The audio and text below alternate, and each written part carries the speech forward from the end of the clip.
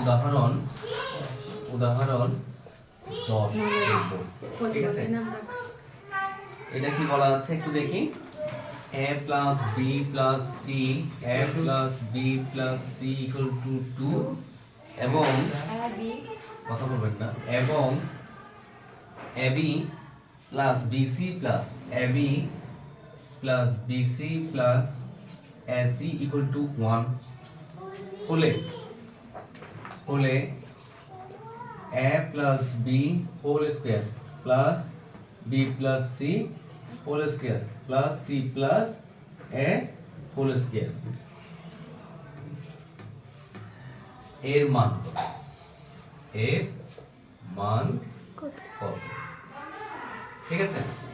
এই অঙ্কটা করার জন্য আমরা কি করব, প্রথমে কি দেওয়া আছে এটা লিখব। a plus b plus c equal to 2 এবং ab plus bc plus ac না ca equal to কি 1। এবার আমরা দেখব যে এখানে আমাদের কি কি করতে হবে।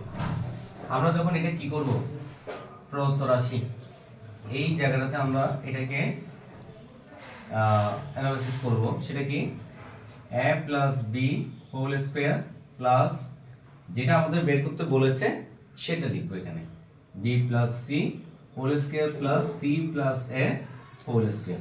এটাকে অ্যানালাইসিস না করলে কি বের করতে হবে, আমাদের তো দুটো জিনিস দেওয়া আছে, এরপরে কি বের করতে হবে এটা কিন্তু কি করা যাবে না, বোঝা যাবে না। এই জন্য আমরা কি করব, এটাকে একটু, তাহলে এটা কি হয় a square plus 2ab plus কি b স্কয়ার প্লাস এটা কি হবে b square plus 2bc plus c square. এটা কি হবে c স্কয়ার প্লাস 2ca না লিখে এখানে কি লিখবো ac দিয়েছে, তাহলে আমরা এখানে 2ac লিখবো প্লাস কি a স্কয়ার।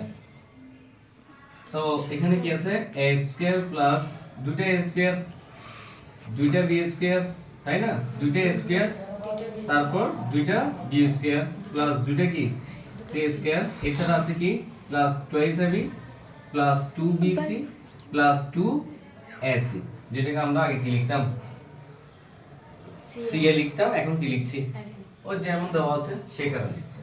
তাহলে বলো এই জায়গা থেকে আমি কি কমন নেব, a square plus b square plus c square, এখান থেকে কমন নেব ab plus bc plus ac।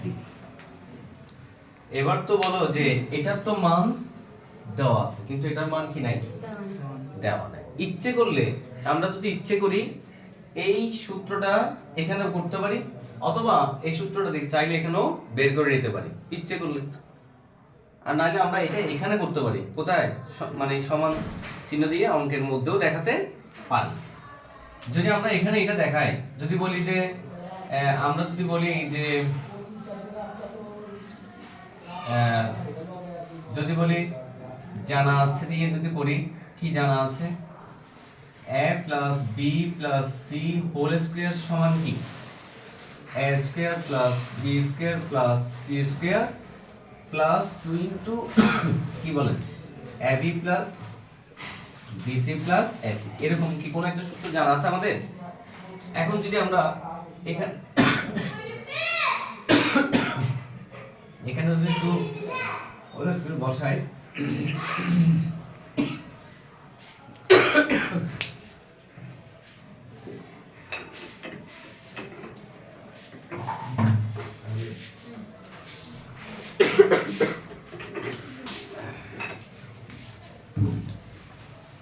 এখানে এটার মান দেওয়া নেই, আমরা কি করব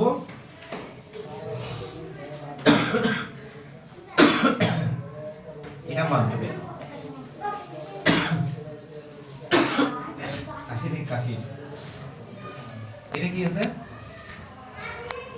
ঠিক আছে, এটা কি শুধু 2, তাহলে আমরা এটা কি করতে পারি, এটা এদিকে নিয়ে আসতে পারি, এটা সহ মনে মনে ভাবছি এদিকে নিয়ে আসছি, তাহলে এখানে আর কি আছে এদিকে 4, এখন প্লাস 2 আছে না এদিকে, তাহলে এটা -2। সুতরাং আমরা বলতে পারি a square plus b square plus c square equal to শুধু 2। এখন এই কাজটা কি এখানে করা যেত না? যেত কি না? যেত। কিন্তু আমি যদি এই কাজটা এখানে করতাম অনেক বড় হতো, হতো কি না? এই কারণে আমি কিছু অংশ যদি বের করে নিয়ে আমার অঙ্কটার যে মূল পার্টে কি হবে, ছোট হয়ে যাবে। ছোট হয়ে গেলে আমার ক্যালকুলেশনে কি হবে, ভুল কম হবে। এই কাজটা যদি একসাথে এখানে করতে যেতাম তাহলে আমার একটা ঝামেলা আছে। তখন আমার কোন সূত্রটা ব্যবহার করতে হতো, এই এই এটা আগে এনে এটা পরে নিয়ে গিয়ে একটা মাইনাসের সূত্র আসতো আর কি। এখন তার চেয়ে বরং এই জিনিসটা করে ফেলা ভালো হবে। ঠিক আছে, তাহলে এখন 2 ইনটু আমি কি বসালাম, 2 প্লাস 2 ইনটু এটা কি 1, তাই না? মান কি বসিয়ে এটা লিখলাম, কেমন? তাহলে এখানে 4 প্লাস 2 সমান কত? 6। এটার आंसर নিশ্চয়ই কি বলেন? 6।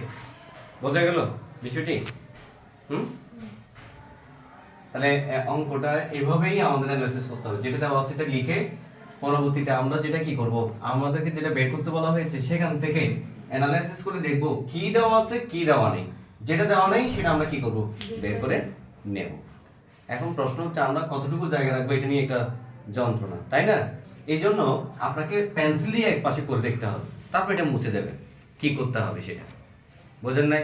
আপনি যদি এটা কলম দিয়ে করেন তাহলে তো আপনি এটা করতে পারবেন না। এর উপরে কতটুকু জায়গা রাখবে সেটা তো আপনি কি করতে পারবেন, ঠিক করতে পারবেন না। ঠিক আছে।